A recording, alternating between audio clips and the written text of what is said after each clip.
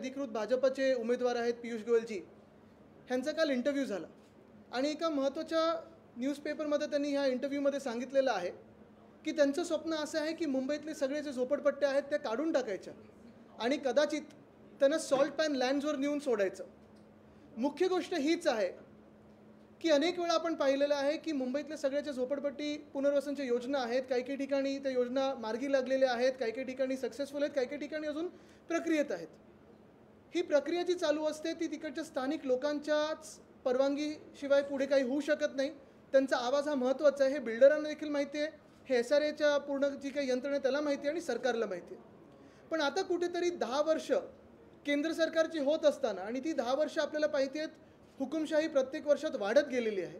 हे सगळं होत असताना मुंबईला कुठेतरी खोटं बोलायचं, भूलथापा मारायच्या आणि एक ही भीतीदायक योजना, ही एकदम भयानक योजना मुंबईत आणणं आणि ही मुंबईत म्हणजे इतर सर्व शहरांमध्ये पण आणणं, हे किती धोक्यादायक आहे तुम्ही विचार करा. जे झोपडपट्टीत राहतात, जे स्लम सोसायटीजमध्ये राहतात, आपल्या सर्वांना माहिती आहे त्यांचे रोजगार हे आजूबाजूलाच असतात.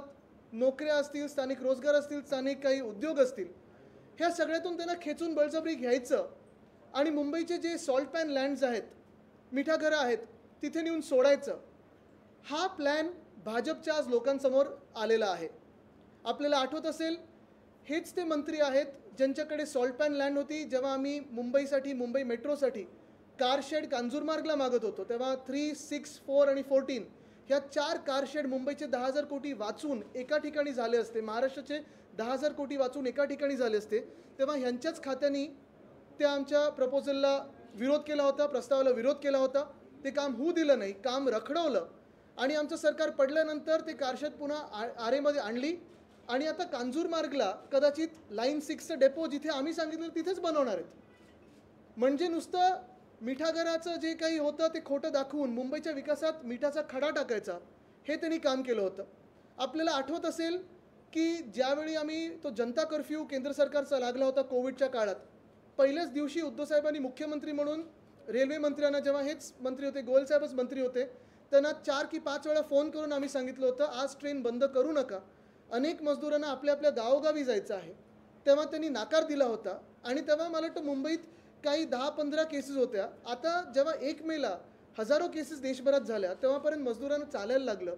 आपल्याला आठवत असेल त्यांचे काय हाल झाले होते, एकदम भयानक परिस्थिती होती. आणि तेव्हा आम्ही इथे रेल्वेची तिकीटं विकत घेऊन दिली होती, त्यांना इथे आपण कॅम्प्स उभारून दिल्या होत्या, तरी देखील ह्यांनी 1 मेपर्यंत ते ट्रेन्स काही उघडले नव्हत्या.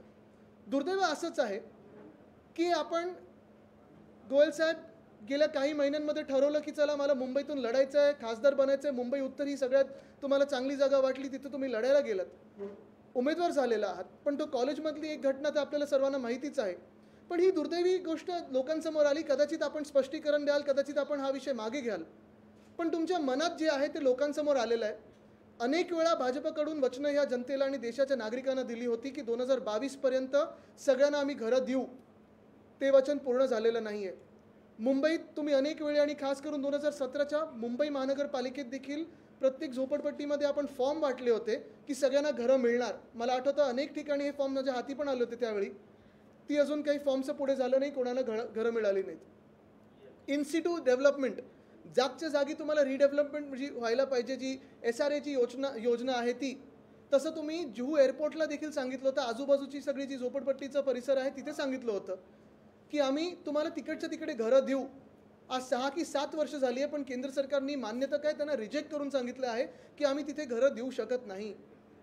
आज मुंबईचं दुर्दैव हेच आहे की गेल्या 10 वर्षामध्ये केंद्र सरकारकडून आणि गेल्या 10 वर्षामध्ये 8.5 वर्ष जी ह्या भाजपाची किंवा आत्ता हे मिंदे सरकार आहे त्यांची आहेत, मुंबईला फक्त अपमान, कुठे ना कुठेतरी जो आपला एक आत्मविश्वास होता, एक आपलं एक प्राईड होतं की आपण आर्थिक चक्र आहोत, आर्थिक केंद्र आहोत या देशाचे, त्याला ठेच पोचलेली आहे. आणि सगळं काही मुंबईकडून दुसऱ्या राज्यांमध्ये न्यायचं, स्वतःच्या आवडीच्या राज्यांमध्ये न्यायचं, पण मुंबईचा अपमान करत राहायचा, हे भीतीदायक आहे.